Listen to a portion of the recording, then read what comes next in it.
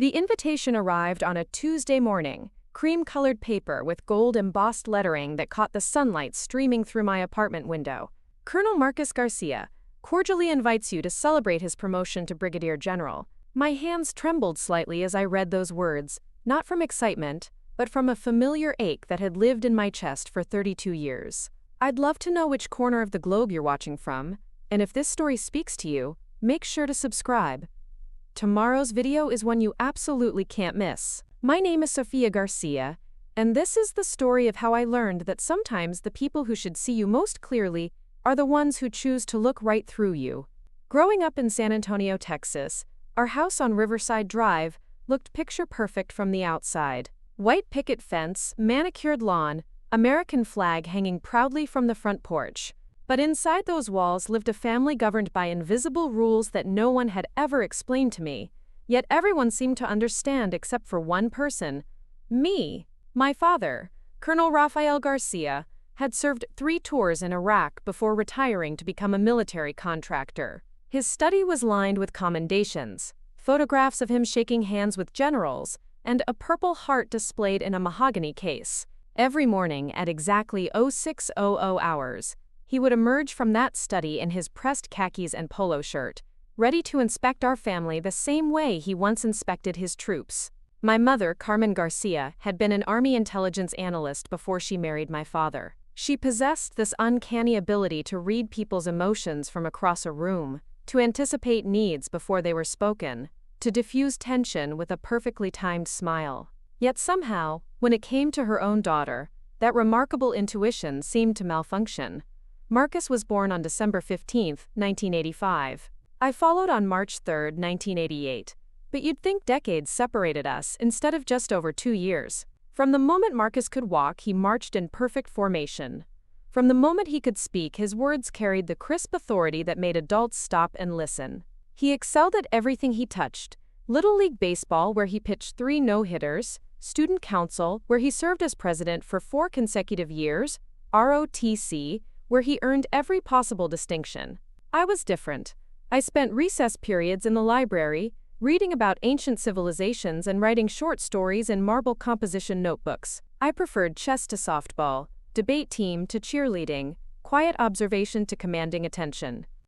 My report cards consistently showed straight A's, but somehow those achievements felt invisible next to Marcus's trophies and medals that gleamed from every shelf in our living room. The first time I truly understood my place in the family hierarchy was during Marcus's high school graduation.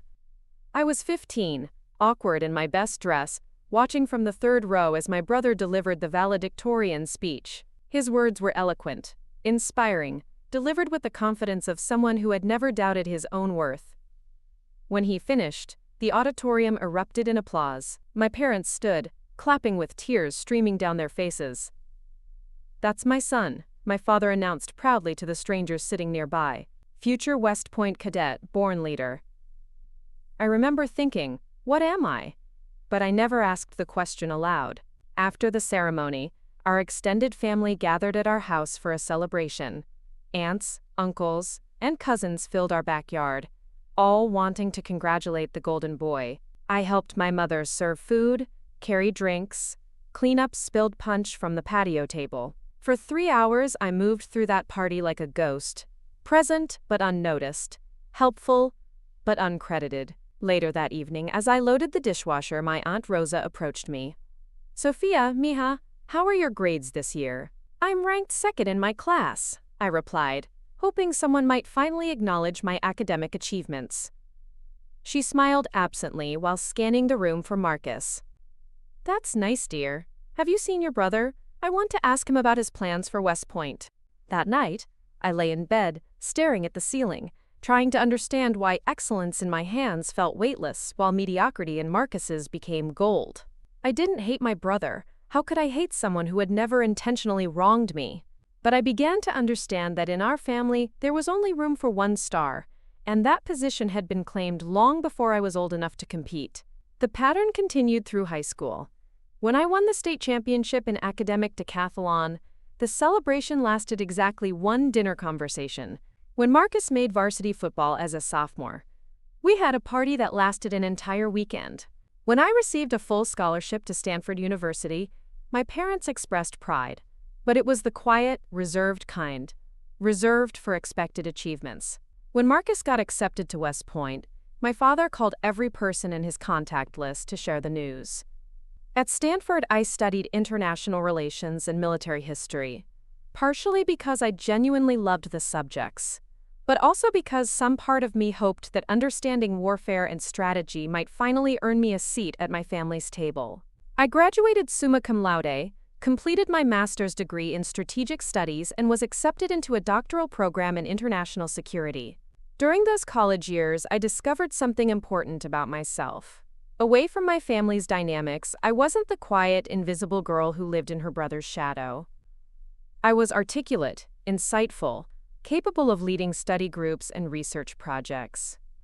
My professors respected my analytical mind, my ability to synthesize complex information, and my knack for seeing patterns that others missed. But every time I came home for holidays or summer breaks, I reverted to that familiar role, the supporting character in Marcus's ongoing success story.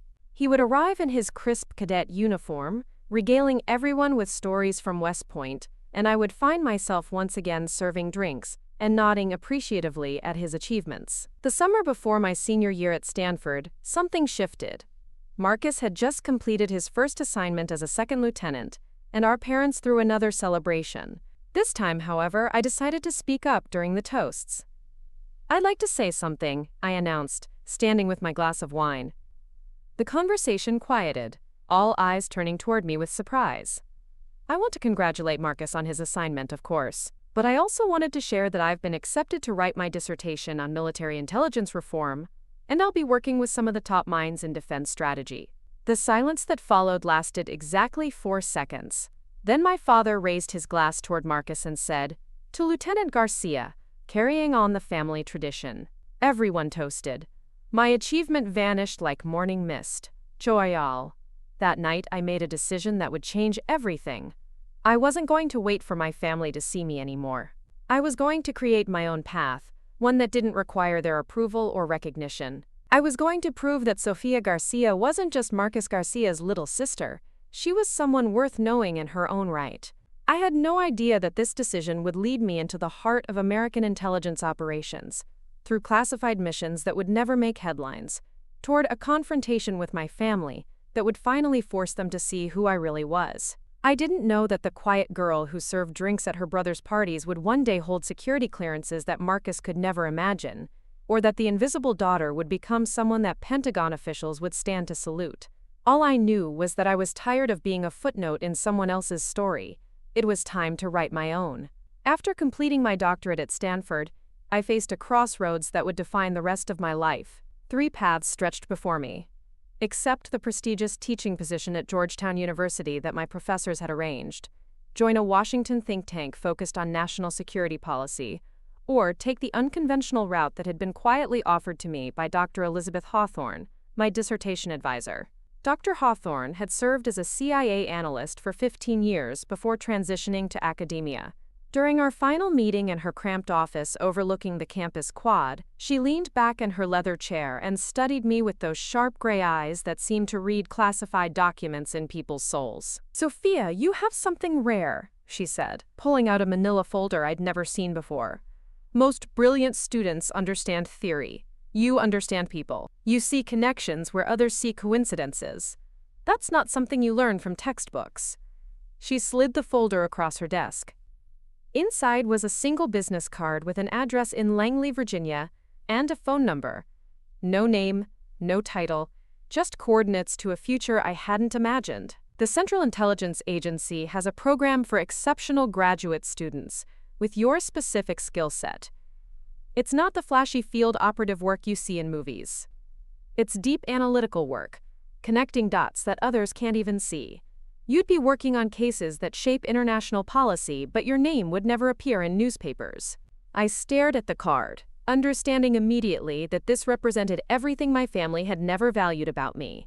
Intelligence over brawn, strategy over spectacle, substance over show.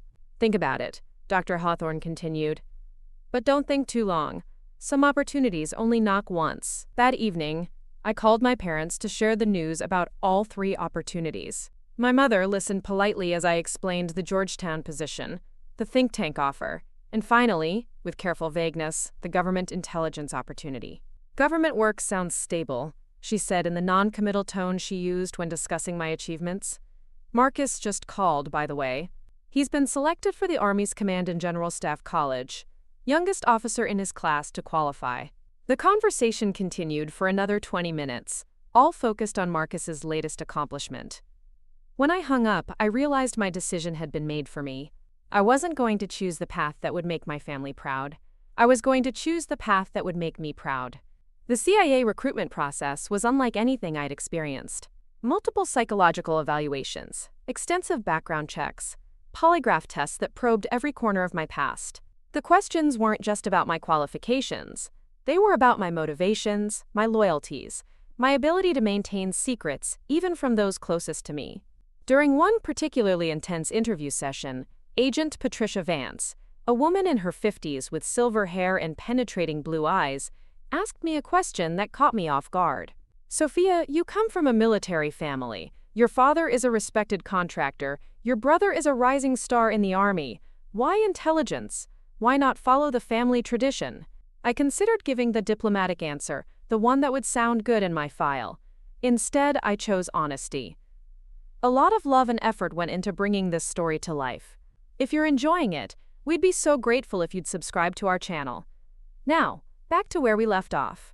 Because in my family, I've always been the one who sees what others miss.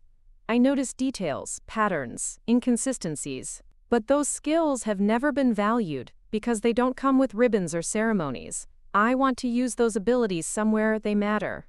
Agent Vance made a note in her file. 3 weeks later, I received a call offering me a position as a junior analyst in the CIA's Directorate of Analysis. My first assignment was in a windowless office in the basement of a building that didn't officially exist. My colleagues were brilliant, driven individuals who spoke in code names and measured success in prevented disasters rather than celebrated victories. Dr. Marcus Chen, my supervisor, was a former MIT professor who had been analyzing international threats for 12 years. "Your job," he explained on my first day, "is to read everything: intelligence reports, news articles, diplomatic cables, economic data, and find the stories that others miss. You're looking for patterns that suggest something significant is developing before it becomes obvious to everyone else." My desk was equipped with multiple monitors displaying data streams from around the world. Financial markets, diplomatic communications, satellite imagery, social media analytics. An endless flow of information that would overwhelm most people, but felt like a fascinating puzzle to me. My first major breakthrough came 6 months into the position. While analyzing economic data from Eastern Europe, I noticed unusual patterns in currency fluctuations that coincided with seemingly unrelated political developments. Working 16-hour days for 3 weeks, I compiled a report suggesting that a terrorist organization was using cryptocurrency mining operations to fund activities in 4 different countries. When my analysis proved correct and led to the disruption of a major funding network, Dr. Chen called me into his office. "Exceptional work, Sophia. Most analysts take years to develop this kind of instinct." He paused, studying my personnel file. "I'm recommending you for accelerated advancement. There's a position opening in the Special Activities Division that requires someone with your analytical capabilities combined with field training." Field training meant 6 months at a classified facility in Virginia, where I learned skills that would have shocked my academic colleagues. Combat techniques, surveillance methods, advanced firearms training, survival skills, and most importantly, how to blend into any environment and become invisible when necessary. The irony wasn't lost on me. I had spent my entire life feeling invisible in my own family, and now I was being professionally trained to disappear. During a particularly challenging exercise, where we had to extract information from a simulated hostile environment, my instructor, Agent Robert Kim, pulled me aside. "Garcia, you have something most operatives struggle to develop. You're naturally forgettable. People look at you and see exactly what you want them to see. That's not an insult. It's one of the most valuable assets in this business."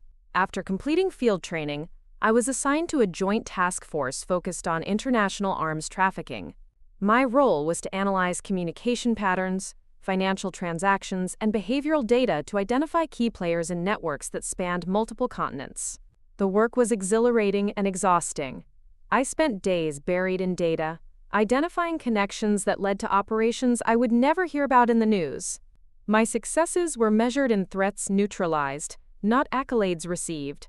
My colleagues respected my abilities, my insights, my dedication to uncovering truth in an ocean of deception. Meanwhile, Marcus continued his ascent through Army ranks. He commanded a company in Afghanistan, earned multiple decorations for valor, and was featured in military publications as an example of exceptional leadership. Every few months, my parents would email me articles about his achievements, usually with brief notes like, "Thought you'd want to see this," or "So proud of your brother." I never told them about the terrorist cells disrupted based on my analysis, the arms dealers arrested following my intelligence reports, or the international incidents prevented through my work. Not because I was forbidden to share, I could have mentioned my general role, but because I had learned to find satisfaction in impact rather than recognition. 3 years into my CIA career, I received an unexpected assignment. The National Security Council requested an analyst with my specific expertise to join a classified working group examining emerging threats in the Pacific region. The assignment would require top-secret clearance and direct briefings to senior Pentagon officials. As I signed the security paperwork, I realized that quiet Sofia Garcia, the invisible daughter who had served drinks at her brother's parties, was about to become someone who briefed generals on matters of national security. The girl who had been overlooked at every family gathering was developing expertise that would put her in rooms where major international decisions were made. I still hadn't told my family about the true nature of my work. When they asked about my job, I simply said I worked as a government analyst. They seemed satisfied with that vague description, probably assuming it was some mundane bureaucratic position far removed from the important military work that Marcus was doing. They had no idea that while Marcus was following the well-lit path of traditional military service, I was operating in shadows where the real power moved, where decisions were made that would never reach newspaper headlines but would shape the security of nations. The invisible daughter was finally becoming visible, just not to the people who should have seen her first. The Pacific Regional Threat Assessment Unit operated from a secure facility in Crystal City, Virginia, where windowless conference rooms held secrets that could destabilize governments. My first briefing was scheduled for a Monday morning in November, and I arrived 30 minutes early, carrying a leather portfolio containing analysis that had taken me 6 weeks to compile. The conference room filled with individuals whose names I recognized from classified reports but had never expected to meet in person. Admiral Jessica Thornton, Deputy Director of the Defense Intelligence Agency. General William Hayes, Pentagon Liaison for Pacific Operations. Dr. Samuel Rodriguez, the National Security Council's Senior Advisor on Emerging Threats. And sitting at the head of the table, Deputy Secretary of Defense Margaret Foster, a woman whose reputation for strategic brilliance was matched only by her intolerance for incomplete analysis. "Ladies and gentlemen," Deputy Secretary Foster began, "we're here to discuss intelligence that suggests a coordinated effort to destabilize shipping lanes in the South China Sea. Dr. Garcia has identified patterns that our traditional monitoring systems missed entirely." All eyes turned to me. At that moment, I felt the weight of 5 years' training, thousands of hours analyzing data, and a lifetime of learning to speak truth even when others preferred comfortable illusions. The patterns became visible when we stopped looking at individual incidents and started examining them as orchestrated sequences. I began, activating the presentation display. Over the past 18 months, cyber attacks on port management systems, mechanical failures in cargo vessels, and diplomatic tensions have occurred in a specific geographic and temporal pattern that suggests coordination rather than coincidence. For the next 40 minutes, I presented evidence that painted a picture of sophisticated hybrid warfare, economic disruption designed to look like random market forces, technological failures that appeared accidental but followed precise timing, diplomatic incidents that seemed isolated but created cumulative strategic advantage for hostile actors. When I finished, the room remained silent for nearly 30 seconds. Finally, Admiral Thornton leaned forward. "Dr. Garcia, this analysis suggests operational capabilities that our current intelligence estimates don't support. Are you confident in these conclusions?" "Admiral, I'm confident in the data patterns. The implications require validation through additional intelligence collection, but the statistical probability of these incidents occurring randomly is less than 0.3%. Deputy Secretary Foster made notes while studying my charts. Recommendations? Immediate enhancement of monitoring protocols for port cybersecurity, deployment of additional naval intelligence assets to verify vessel tracking data, and coordination with allied intelligence services to confirm parallel patterns in their areas of operation. 3 weeks later, enhanced monitoring detected an attempted cyber intrusion at the port of Los Angeles that matched exactly the signature patterns I had identified. Naval intelligence confirmed unusual vessel movements consistent with my projections. Allied intelligence services in Japan and Australia reported similar incidents following the timeline I had predicted. Dr. Rodriguez called me personally to deliver the news.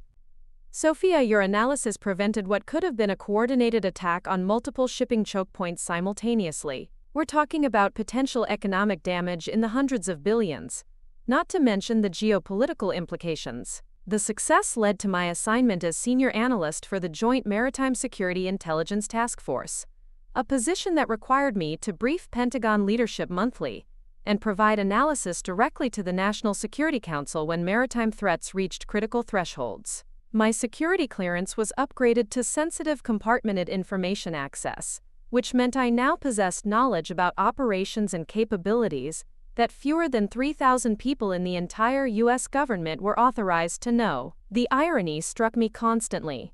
The daughter whose family considered her work unimportant was now trusted with secrets that could affect international relations.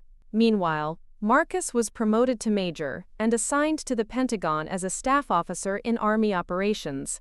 For the first time since childhood, we were both working in the Washington area, though in completely different worlds. He worked in the public-facing side of the Pentagon, coordinating with congressional liaisons and participating in ceremonial functions. I worked in buildings that didn't appear on public maps, analyzing threats that couldn't be discussed outside secured facilities.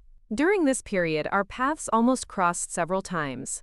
I would see Army officers in Pentagon corridors who might have known Marcus, and occasionally catch glimpses of staff meetings where his division briefed senior leadership. But our security clearances operated in different spheres.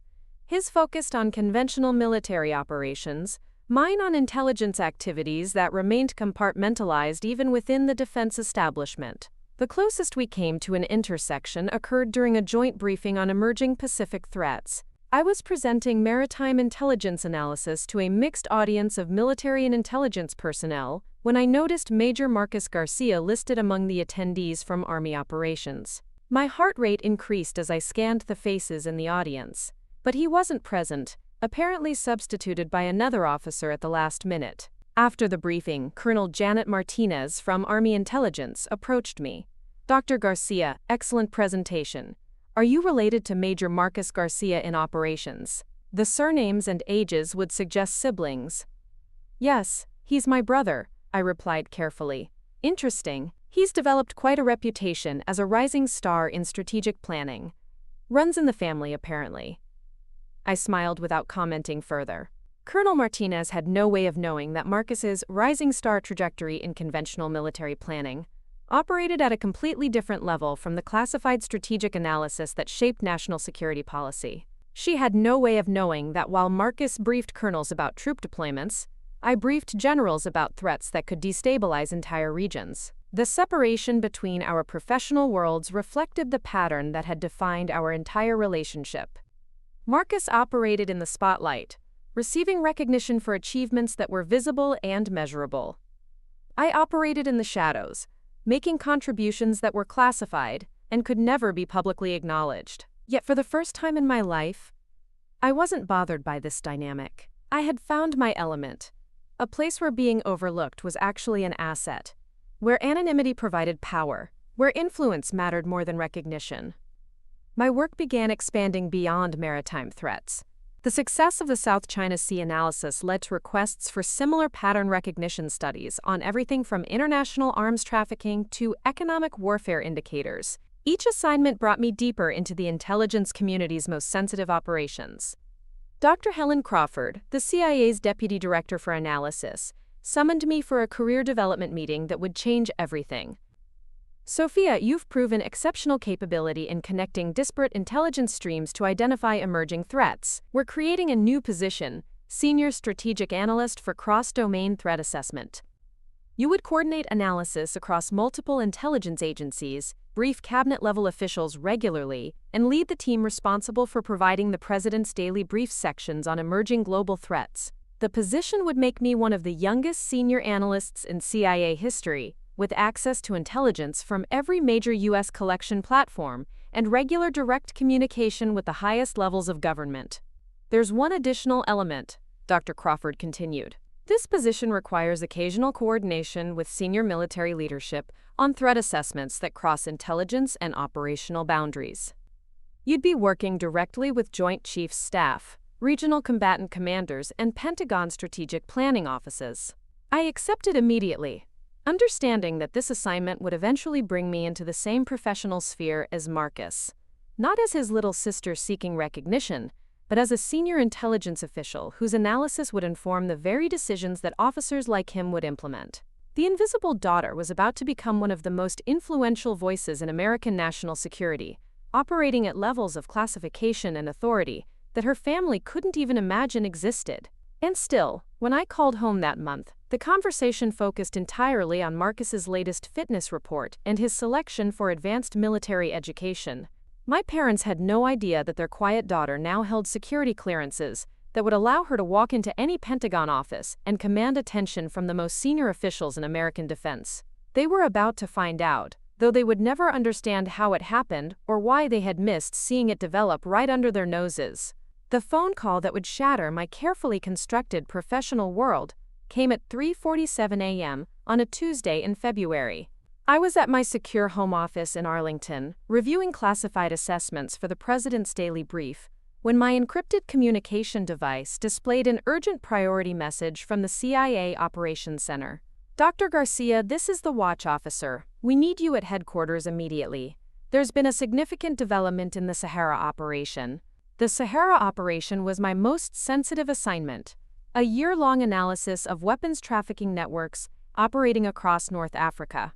My intelligence had identified a sophisticated smuggling operation that was supplying advanced American military technology to terrorist organizations through a complex network of intermediaries, shell companies, and corrupt officials. What made this case particularly critical was that the weapons being trafficked weren't just small arms or conventional explosives. Satellite imagery and electronic intelligence had confirmed the movement of advanced targeting systems, encrypted communication equipment, and components for improvised explosive devices that matched specifications of U.S. military hardware that should have been impossible for civilian actors to acquire. I arrived at Langley 40 minutes later, my security badge granting me access to the 7th floor of the original headquarters building, where the most sensitive operations were coordinated.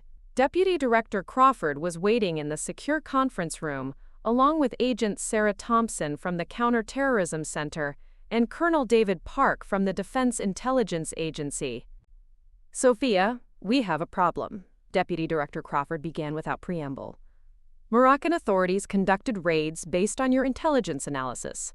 They recovered the weapons, arrested 12 suspects, and seized financial records that confirmed the trafficking network you identified. I felt a moment of satisfaction, then noticed the grim expressions around the table. However, Agent Thompson continued, the financial records reveal something we didn't expect. The source of the military technology wasn't theft from U.S. facilities or black market sales by defense contractors. These weapons were diverted from official U.S. military aid shipments to allied forces in the region. Colonel Park activated a secure display showing bank transfer records, shipping manifests, and communication intercepts. Someone with access to classified shipping schedules, inventory databases, and transport security protocols has been systematically diverting portions of official military aid shipments for over 18 months. The implications hit me immediately. This wasn't just weapons trafficking. This was a systematic betrayal by someone within the U.S. military or intelligence community who possessed the access and authority to manipulate official aid shipments without detection. The diversion method is sophisticated, I said, studying the evidence. Whoever orchestrated this understood not just the logistics of military aid shipments, but also the monitoring systems designed to prevent exactly this kind of diversion. They knew which shipments were tracked closely and which ones had gaps in oversight. Deputy Director Crawford nodded grimly. That's why we need your analytical capabilities. We're looking at a potential mole with significant access to classified military logistics operations. The scope of knowledge required suggests someone at a fairly senior level within the defense establishment. Over the following 6 weeks, I became the lead analyst for what was designated Operation Silent Thunder, a joint CIA-DIA investigation to identify the source of the weapons diversions. The work required me to analyze patterns in military aid shipments, personnel access records, communication logs, and financial data from dozens of sources. The investigation consumed 18-hour days in a windowless vault, 3 floors below ground level at CIA headquarters. My team included some of the agency's most experienced counterintelligence analysts, computer forensics specialists, and financial crimes investigators. We mapped networks of financial transactions, analyzed metadata from thousands of communications, and built social network analyses of personnel who had access to the compromised information. Slowly, a pattern emerged. The diversions correlated with specific time periods when certain military units were responsible for aid shipment coordination in the North African theater. Cross-referencing personnel rotations with shipping discrepancies, we identified a narrow window of suspects, approximately 15 officers who had the necessary access during the relevant timeframes. The breakthrough came when we analyzed communication patterns between U.S. military personnel and their family members during deployment periods. Advanced algorithms designed to detect unusual behavioral signatures identified anomalous patterns in the digital communications of 3 suspects. One pattern stood out distinctly. An Army major assigned to logistics coordination had maintained unusually frequent contact with relatives in the United States during periods when he should have been operating under communication restrictions in classified environments. More significantly, these communications occurred within 48 hours of most major weapons diversions. When I ran the final algorithmic analysis and saw the name highlighted in red on my secure terminal, my hands began trembling. Major Marcus Antonio Garcia, United States Army, assigned to the Joint Special Operations Command Logistics Coordination Unit, North African Theater. My brother. The evidence was circumstantial but compelling. Marcus had been present at the right locations during the right timeframes. His communication patterns showed anomalies that correlated with diversion activities. His access to classified logistics databases would have provided the information necessary to identify vulnerable shipments. But there was more. Financial analysis revealed that Marcus had made several large payments towards student loans and credit card debts during his deployment, payments that exceeded his military salary by significant margins. When questioned by Army investigators about the source of additional income, he claimed it came from poker winnings and careful budgeting. I stared at the evidence for 3 hours, cross-checking every data point, running alternative analytical scenarios, desperately searching for explanations that wouldn't implicate my brother in what amounted to treason. But the patterns were undeniable. Marcus wasn't just a suspect. He was the prime suspect. The next morning, I requested a meeting with Deputy Director Crawford. Sitting across from her in the secure conference room where this investigation had begun, I faced the most difficult decision of my career. "Ma'am, there's something I need to disclose about the Silent Thunder investigation." She looked up from the file she was reviewing. "What kind of disclosure?" "One of the primary suspects is my brother, Major Marcus Garcia. I should have identified this potential conflict when his name first appeared in our analysis, but I wanted to verify the evidence before raising concerns." The silence that followed lasted nearly a minute.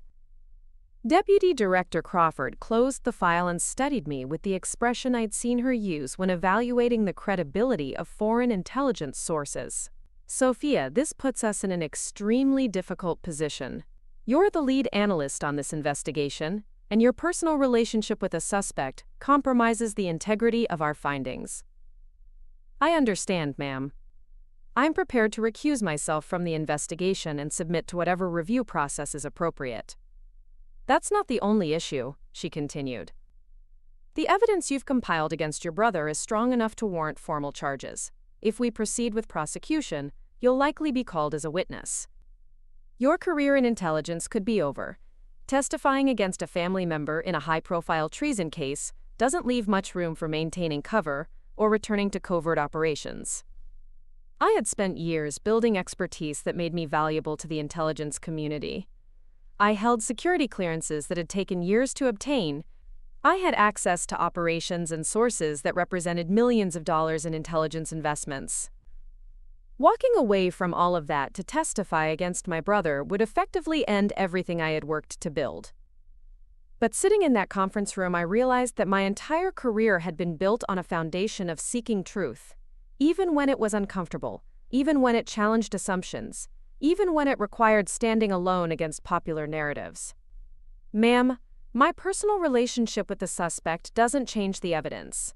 The patterns are clear, the financial discrepancies are documented, and the access correlations are statistically significant.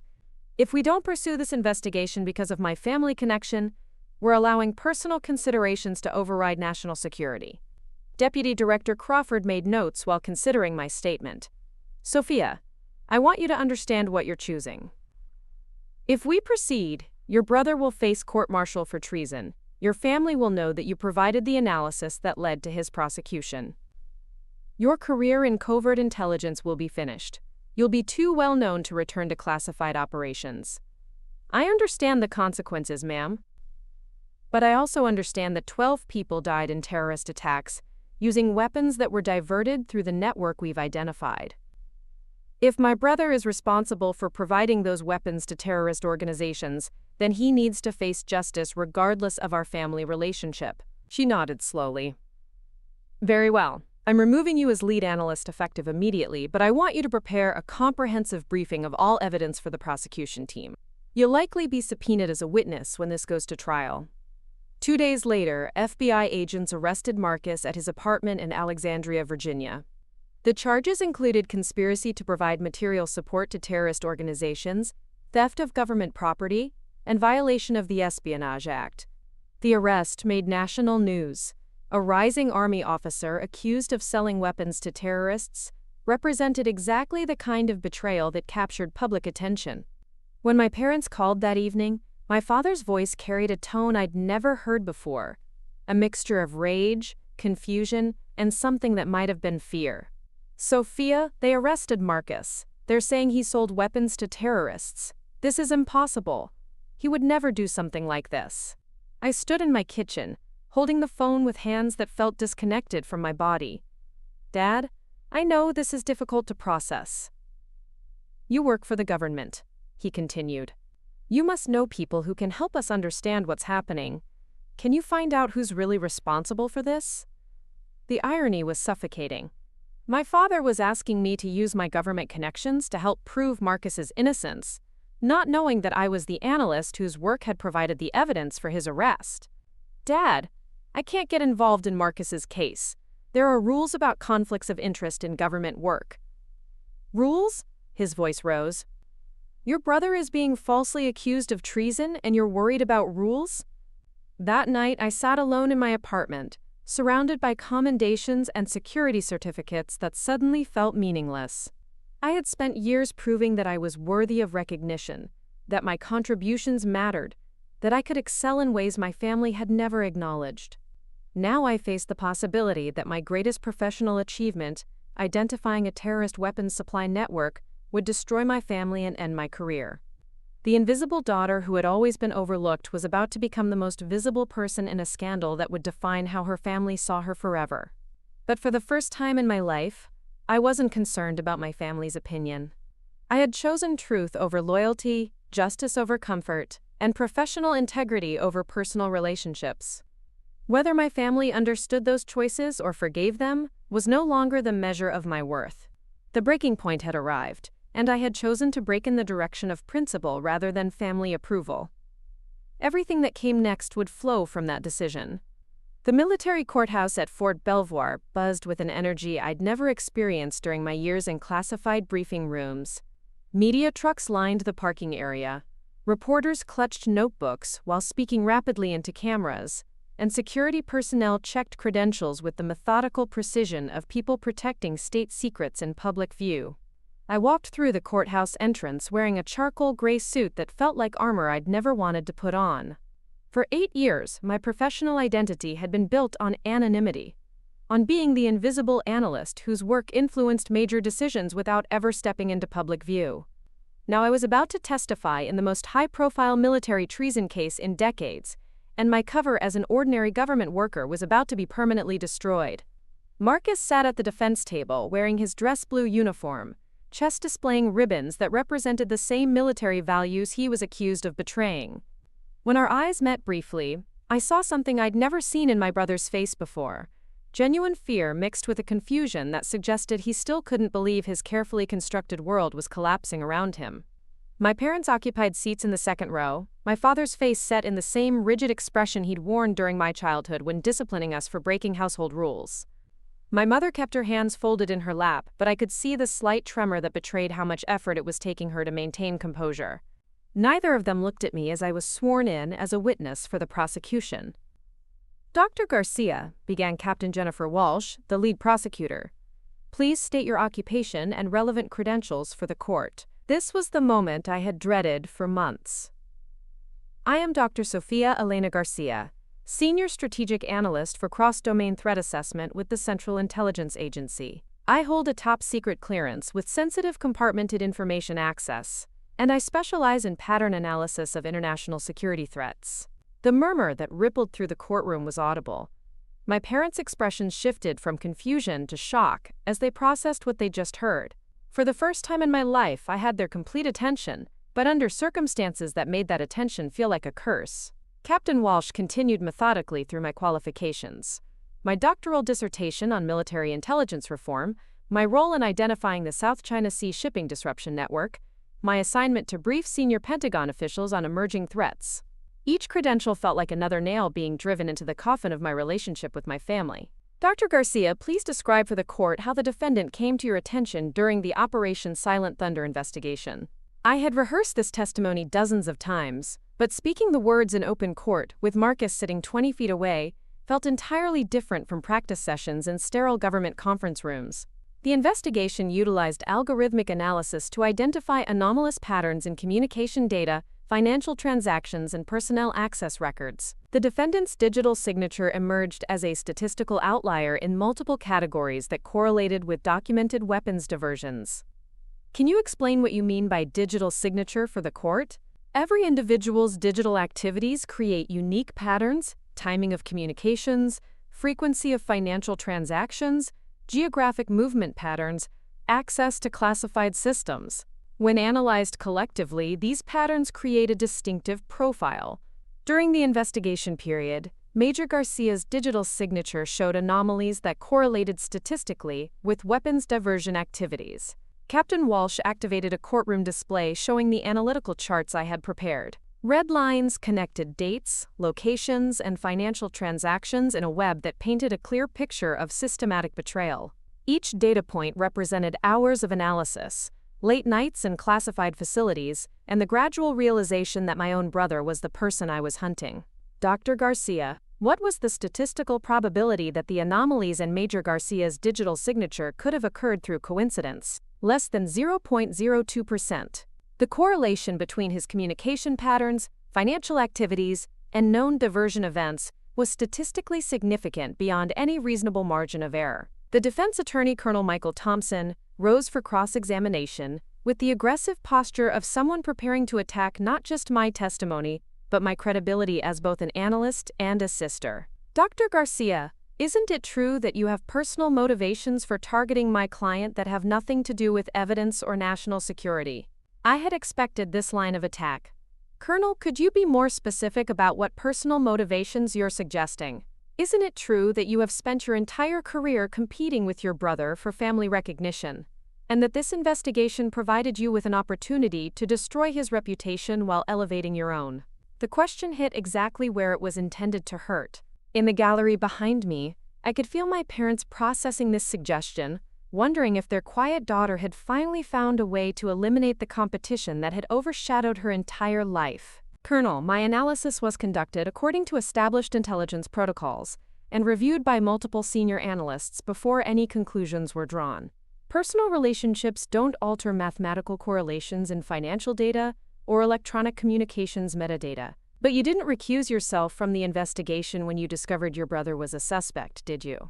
I disclosed the relationship to my supervisors as soon as I confirmed the identity of the suspect. I was removed as lead analyst, but asked to complete the analytical assessment because my specialized expertise was considered essential to the investigation. How convenient that your specialized expertise happened to target the one person who had received more recognition in your family than you had. The prosecutor objected before I could respond, but the damage was done. Colonel Thompson had planted the suggestion that my entire career was built on resentment rather than capability, that my testimony was motivated by sibling rivalry rather than evidence. During a recess, I found myself alone in the courthouse hallway when my father approached. His expression carried the same disappointment I remembered from childhood moments when I had failed to meet his expectations, but magnified into something closer to disgust. "Sophia, I don't understand what's happened to you." "Dad, I was doing my job. When evidence pointed to criminal activity, I followed the evidence regardless of personal considerations." "Your job?" His voice carried a bitterness I'd never heard before. "Your job was to be loyal to your family. Your job was to protect your brother, not destroy him. My job was to protect national security. Marcus made choices that resulted in weapons being provided to terrorist organizations. People died because of those weapons." "Alleged choices," he corrected sharply. "And you're the one making the allegations. You're the one who decided that your government career was more important than your family." My mother appeared beside him, her face carrying the same expression she'd worn during my childhood when trying to mediate between my father's discipline and her protective instincts. "Sophia, honey, can't you see how this looks? You've spent years working in secret, never telling us what you really did. And now suddenly you're the expert witness in Marcus's trial. It feels like you've been building toward this moment your entire career." The accusation was devastating, precisely because it contained a grain of truth I couldn't deny. I had spent years building expertise that my family never acknowledged, developing capabilities they never valued, gaining recognition in circles they never entered. Now that expertise was being used to prosecute my brother, and from their perspective, it looked like the ultimate betrayal. "Mom, I never intended for this investigation to involve Marcus. I discovered his involvement the same way I would discover any suspect's involvement, through data analysis and evidence evaluation." "But you didn't stop," my father interjected. "When you realized it was your brother, you could have stepped aside, let someone else handle it. Instead, you chose to continue. Because stopping would have meant letting a criminal escape justice. Because my personal feelings don't override my professional responsibilities." "Professional responsibilities," he repeated with disgust. "You chose your career over your family. You chose strangers in Washington over the people who raised you." That afternoon, the prosecution presented financial evidence that Marcus had received over $340,000 in payments from shell companies connected to the weapons trafficking network. Communication intercepts showed him providing detailed information about shipment schedules, security protocols, and inventory management systems to contacts who had direct ties to terrorist organizations. The defense argued that Marcus had been manipulated by sophisticated criminals who exploited his access without his knowledge, that he was a victim rather than a perpetrator. But the evidence was overwhelming: detailed planning, systematic exploitation of security vulnerabilities, and careful coordination with criminal networks that demonstrated clear intent and awareness. On the final day of testimony, Marcus took the stand in his own defense. His testimony was polished, confident, and completely dishonest. He claimed ignorance of the weapons diversions, insisted that his financial payments came from legitimate gambling winnings, and suggested that the communication intercepts had been misinterpreted by intelligence analysts who didn't understand military operations. Watching my brother lie under oath while wearing the uniform that represented integrity, honor, and service felt like watching someone desecrate everything our family had claimed to value.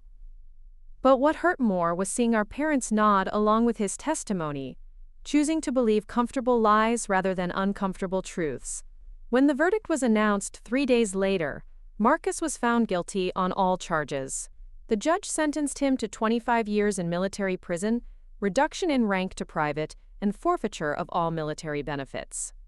As the sentence was read, my mother began crying quietly, while my father sat rigid with the controlled fury of someone whose entire worldview had been shattered. Outside the courthouse, reporters surrounded me with questions about the investigation, my role in the prosecution, and my feelings about testifying against my brother. I offered no comments and walked to my car through a gauntlet of cameras that captured images that would make me recognizable to anyone who might threaten intelligence operations I could no longer participate in. My career in covert analysis was over. My family relationships were destroyed. My brother was going to prison because of evidence I had provided. But as I drove away from the courthouse, I felt something I hadn't expected: peace. For the first time in my life, I had chosen truth over comfort, principle over popularity, and justice over family loyalty. I had proven that Sofia Garcia wasn't just Marcus Garcia's little sister, or Rafael Garcia's disappointing daughter.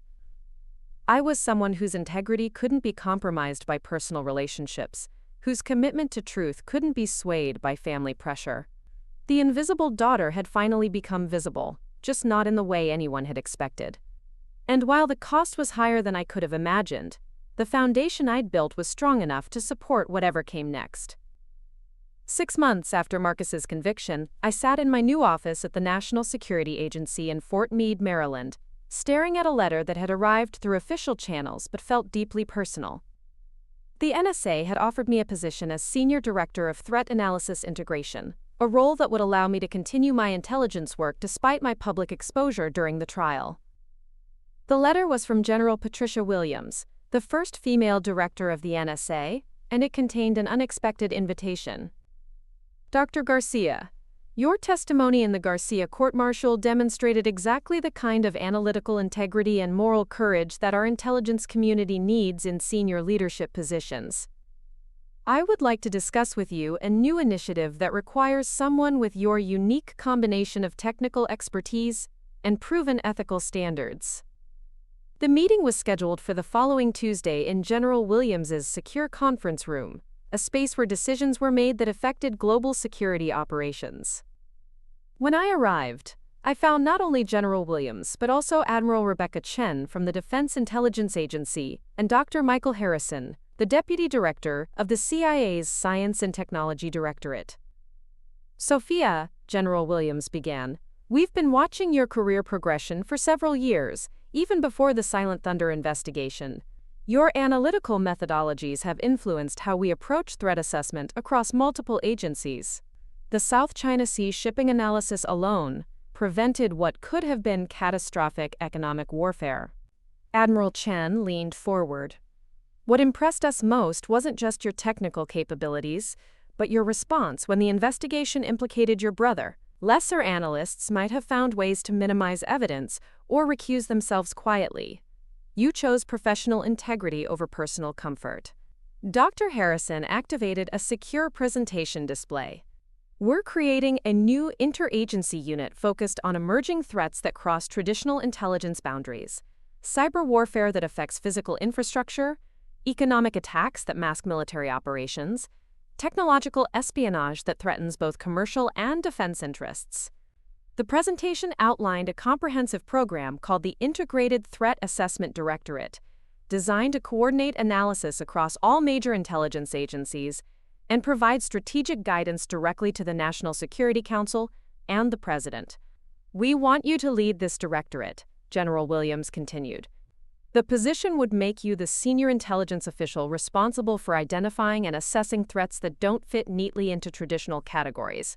You'd brief the President regularly, coordinate with foreign intelligence services, and oversee analysis that shapes American security policy. I studied the organizational charts and mission statements, understanding immediately that this position would represent the pinnacle of analytical influence in the American intelligence community. The person in this role would literally help determine how the United States understood and responded to global threats. General, this is an extraordinary opportunity, but I have to ask, isn't my public exposure during the trial a significant liability for covert operations? Admiral Chen smiled. Sophia, we're not offering you a covert position, we're offering you an overt leadership role. Your public profile actually enhances your credibility with international partners and gives you the authority to coordinate across agencies that sometimes resist sharing information. Furthermore, Dr. Harrison added, your willingness to testify truthfully despite personal consequences has enhanced your reputation within the intelligence community. You're seen as someone whose analysis can be trusted absolutely, whose integrity can't be compromised by political pressure or personal relationships. I accepted the position that day, understanding that it represented not just a career advancement but a complete transformation of my professional identity. For 8 years, I had been the invisible analyst whose work influenced major decisions without public recognition. Now I would be the visible leader whose assessments would be scrutinized by Congress, discussed in media analyses, and debated in academic journals. The Integrated Threat Assessment Directorate was housed in a new facility in Bethesda, Maryland, designed specifically for multi-agency collaboration. My staff included the most accomplished analysts from every major intelligence organization, cyber warfare specialists from NSA, economic intelligence experts from Treasury, military analysts from DIA, and counterintelligence professionals from the FBI. Our first major assessment focused on what we termed hybrid convergence threats, situations where multiple types of attacks were coordinated to create effects greater than the sum of their parts. My team identified patterns in seemingly unrelated incidents that suggested several hostile nations were experimenting with coordinated campaigns that combined cyber attacks, economic manipulation, disinformation operations, and conventional military pressure. The analysis took 4 months to complete and resulted in a classified assessment that fundamentally changed how the U.S. intelligence community understood modern warfare. Instead of separate cyber threats, economic threats, and military threats, we documented the emergence of integrated campaigns designed to achieve strategic objectives without triggering traditional military responses. When I briefed this assessment to the National Security Council, the response was immediate and comprehensive. New monitoring systems were established, interagency coordination protocols were revised, and diplomatic communications with allied nations were enhanced to address the coordinated threat environment we had identified. 3 months later, our enhanced monitoring systems detected the early stages of exactly the kind of coordinated campaign we had predicted. Cyber attacks on financial institutions were coordinated with disinformation campaigns targeting democratic processes, while unusual military exercises created pressure on allied nations that were simultaneously experiencing economic manipulation. Because we had identified the pattern and established monitoring protocols, the United States and its allies were able to respond rapidly and effectively. The coordinated campaign was disrupted before it could achieve its strategic objectives, and several hostile intelligence operations were exposed and neutralized. The success of this operation led to international recognition of the Integrated Threat Assessment Directorate as a crucial innovation in intelligence analysis. Foreign intelligence services began requesting coordination meetings. Academic institutions invited me to speak about emerging threat methodologies, and defense contractors sought consultation on security technologies. But the validation that meant most to me came from an unexpected source. During a routine security briefing at the Pentagon, I was approached by Colonel James Rodriguez, who had served with Marcus in Afghanistan before his assignment to logistics coordination. Dr. Garcia, I wanted to thank you personally for your work on the Silent Thunder investigation. I looked at him with surprise. Colonel, I'm not sure I understand. Ma'am, I served with your brother in Afghanistan. Good officer, popular with his soldiers, seemed completely dedicated to the mission. After his arrest, a lot of us wondered if the charges were politically motivated or if the evidence was somehow flawed. He paused, choosing his words carefully. But then we started reviewing operations where weapons had been lost, or where security had been compromised. Your analysis helped us identify patterns we had missed. We realized that Marcus's actions had contributed to attacks that killed American soldiers and Afghan civilians. Colonel Rodriguez handed me a memorial bracelet bearing several names. These are soldiers from my unit who died in IED attacks using weapons that were diverted through the network your investigation exposed. I wanted you to know that choosing truth over family loyalty saved other families from losing their sons and daughters. That evening, I sat in my office after hours, holding the memorial bracelet and reflecting on the journey that had brought me to this point. The invisible daughter who had served drinks at her brother's parties was now briefing presidents and coordinating with international intelligence services. The girl whose achievements had been dismissed or overlooked was now leading assessments that shaped global security policy. But more importantly, I had proven to myself that integrity wasn't just a professional requirement, it was the foundation of everything worth building. The pain of losing my family's approval had been real and lasting, but it was a price I would pay again without hesitation to maintain the principles that had guided me to this position. My parents had stopped calling after the trial, unable to reconcile their image of the loyal daughter with the reality of the intelligence official who had testified against their son. I had written several letters attempting to explain my decisions, but they remained unanswered. The silence hurt, but it no longer defined my sense of worth. 6 months into my tenure as director, I received an invitation that forced me to confront the past in a way I hadn't expected. The Department of Defense was hosting its annual Intelligence and Security Awards ceremony, and the Integrated Threat Assessment Directorate was being recognized for exceptional contribution to national security. The ceremony was held at the Pentagon, in the same building where I had once wondered if I would ever see Marcus during our overlapping assignments in Washington. As I prepared my remarks for the acceptance speech, I reflected on how different my relationship with this building had become. I was no longer the anonymous analyst hoping to avoid recognition. I was the invited guest whose work was being celebrated by the most senior officials in American defense. The audience included hundreds of intelligence professionals, military officers, and government officials.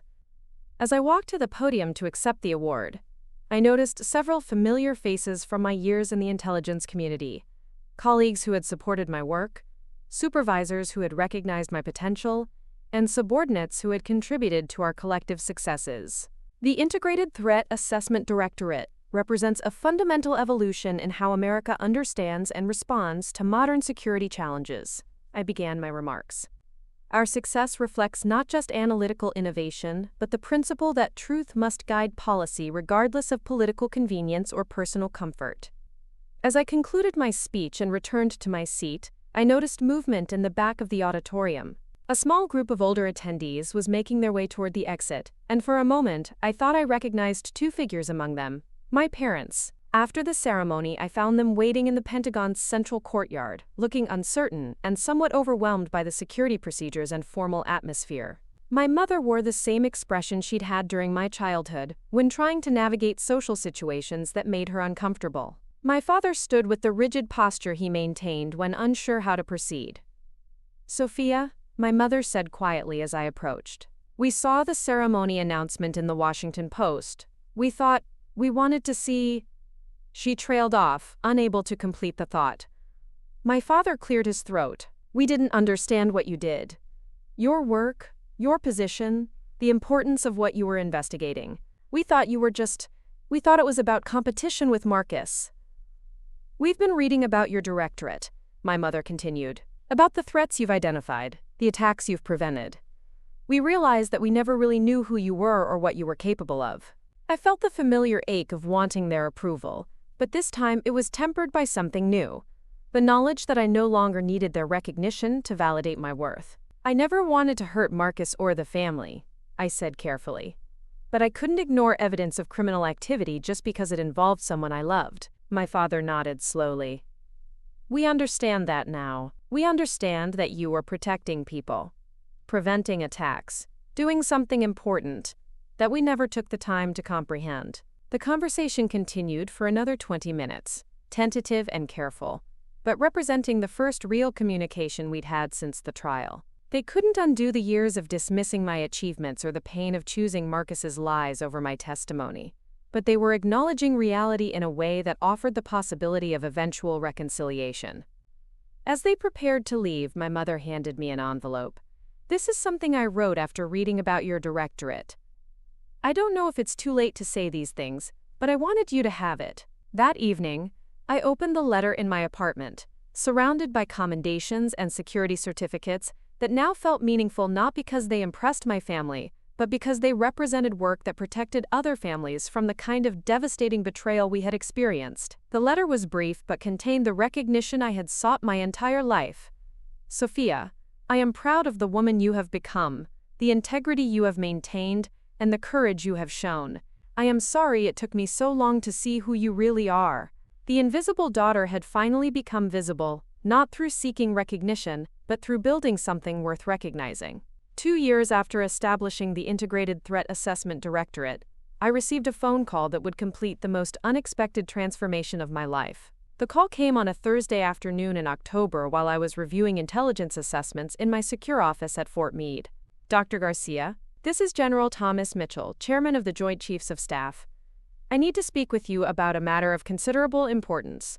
Can you be at the Pentagon tomorrow morning at 0800? The Chairman of the Joint Chiefs doesn't make personal phone calls to intelligence directors unless something extraordinary is happening. I confirmed the meeting, spent the evening reviewing current operations that might have prompted such urgent attention, and arrived at the Pentagon 30 minutes early the next morning.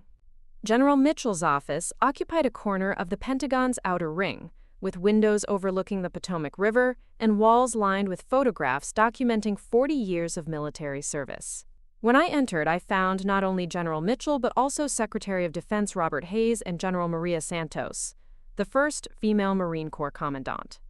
Sophia, General Mitchell began, dispensing with formal titles. We've been discussing the future of American intelligence operations and the need for leadership that can navigate increasingly complex security challenges. Your work over the past 2 years has demonstrated capabilities that go beyond analytical excellence. Secretary Hayes activated a presentation display showing organizational charts, mission statements, and budget allocations that I didn't immediately recognize. The Department of Defense is creating a new position, Deputy Under-Secretary of Defense for Intelligence Integration. This position would coordinate intelligence activities across all military services, oversee threat assessment for major defense programs, and serve as the principal intelligence advisor to the Secretary of Defense. General Santos leaned forward. More importantly, this position would carry the permanent rank of Major General, making you the senior military intelligence officer responsible for protecting American interests globally. I stared at the organizational charts, understanding that they were offering me a position that would make me one of the most senior intelligence officials in the American government. The girl who had been excluded from her brother's promotion party was being offered a promotion that would make her outrank him by several levels. Generals, Secretary Hayes, this is an extraordinary honor, but I have to ask, doesn't this position typically go to career military officers rather than civilian intelligence analysts? General Mitchell smiled. Sophia, we're not offering you a military commission. We're creating a new category of senior defense official that recognizes the reality of modern warfare. Intelligence and operations are so integrated that we need leaders who understand both domains equally. Your civilian background actually enhances your qualifications, Secretary Hayes continued. You understand intelligence operations without being constrained by traditional military hierarchies. You've proven that you can coordinate across agencies that don't always cooperate effectively. Furthermore, General Santos added, your public profile from the Garcia trial has enhanced your credibility with international partners. Foreign intelligence services trust your analysis precisely because you've demonstrated that your assessments aren't influenced by political considerations or personal relationships. The position would require Senate confirmation, regular testimony before congressional committees, and coordination with intelligence services from allied nations. I would be responsible for intelligence operations affecting millions of Americans and hundreds of thousands of military personnel worldwide. I accept, I said without hesitation, understanding that this opportunity represented not just personal advancement, but the chance to influence American security policy at the highest levels. The Senate confirmation process took 3 months and included detailed questioning about my qualifications, my analytical methodologies, and inevitably, my decision to testify against Marcus. Senator Patricia Williams from the Intelligence Committee asked the question that I knew was coming. Dr. Garcia, some critics have suggested that your willingness to testify against your own brother raises questions about your loyalty and judgment. How do you respond to concerns that you might prioritize professional advancement over personal relationships? I had prepared for this question but chose to answer from the heart rather than from talking points. Senator, My testimony in the Garcia case demonstrated exactly the kind of judgment that this position requires: the ability to assess evidence objectively regardless of personal consequences. If I had ignored criminal activity because it involved a family member, that would have shown the kind of compromised judgment that makes someone unsuitable for senior intelligence positions.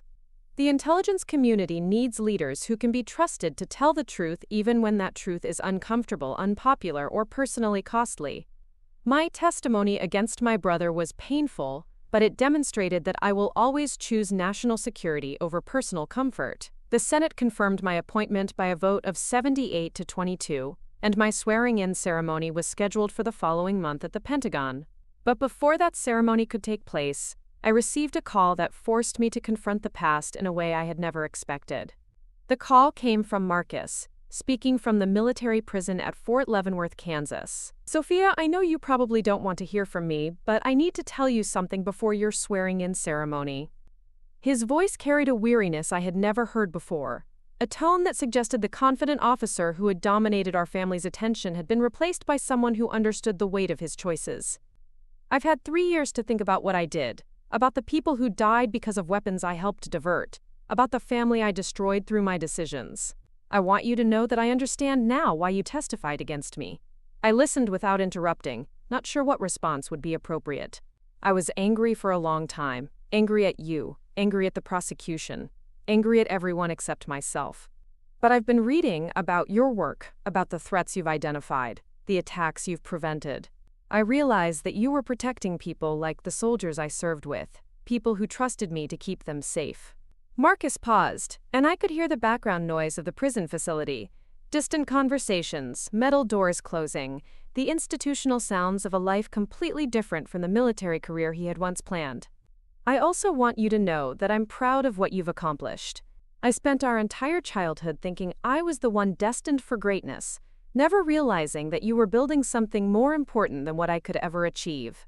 I know my conviction hurt our family, and I know they blamed you for a long time. But you did the right thing, Sophia. You chose integrity over loyalty, truth over comfort.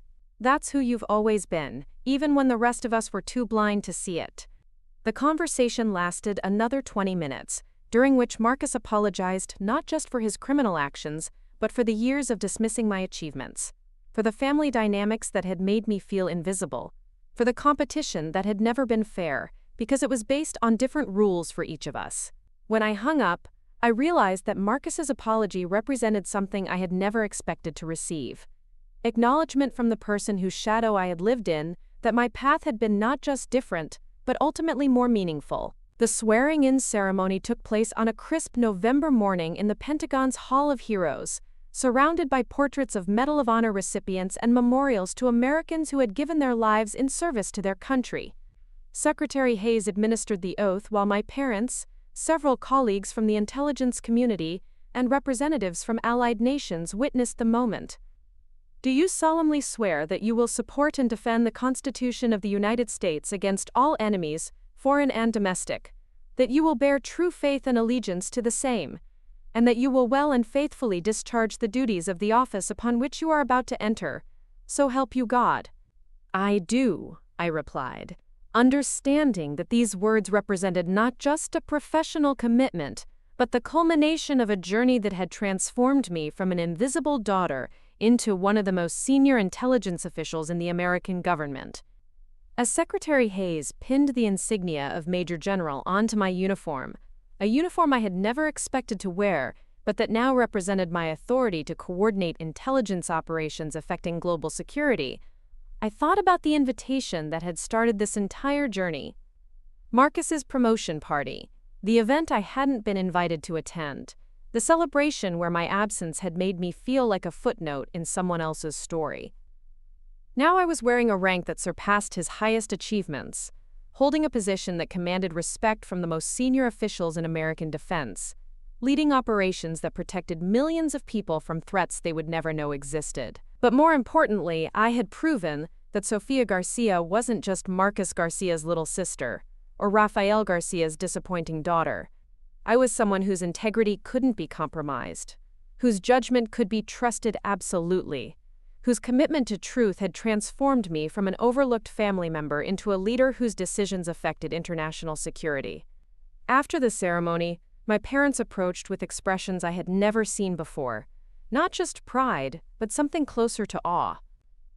"Major General Garcia," my father said, using my new title with a formality that acknowledged the distance that had grown between us, but also the respect that my achievements had finally earned.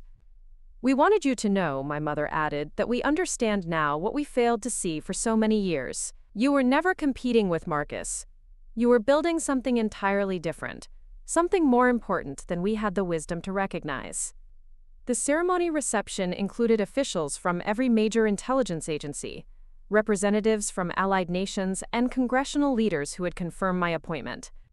As I moved through the crowd, accepting congratulations and discussing future challenges, I realized that the invisible daughter had not just become visible, she had become indispensable. But the moment that mattered most came near the end of the reception, when a Pentagon official approached with a message that completed the transformation that had begun years earlier. "Major General Garcia, there's someone here who insisted on congratulating you personally." He gestured toward a corner of the reception hall where a woman in her 60s stood waiting. As I approached, I recognized her immediately. Colonel Janet Martinez, the officer who had first noted the similarity between my surname and Marcus's years earlier when I was still an anonymous analyst briefing Army intelligence. "Major General Garcia," she said with a smile, "I wanted to personally thank you for proving that excellence comes in many forms. When I first met you, you were Dr. Garcia, the brilliant analyst whose work influenced operations I couldn't discuss. Now you're Major General Garcia, the senior official whose leadership protects all of us." She paused, her expression becoming more serious. "But I also wanted to tell you something else. I served with many officers over 30 years, including your brother before his arrest. Marcus was a competent officer, but he was never exceptional. You, on the other hand, represent the kind of leader the intelligence community has always needed but rarely found." The invisible daughter, she continued, turned out to be the most visible leader of her generation. That evening, I stood in my new Pentagon office, looking out at the lights of Washington, D.C., and reflecting on the journey that had brought me to this position. The girl who had served drinks at her brother's parties was now the Major General, whose briefings informed presidential decisions. The daughter whose achievements had been dismissed or overlooked was now the official whose analysis shaped American security policy. The invitation to Marcus's promotion party had excluded me, but the Pentagon's invitation to lead American intelligence integration had included me at the highest levels of responsibility and recognition. I had finally built my own table, and everyone who mattered was asking for a seat. Looking for more? We've got 2 amazing stories ready for you right on screen. If this one touched you, these are absolutely worth your time. Click to watch them now. And hey, subscribe and hit that bell to never miss our latest uploads.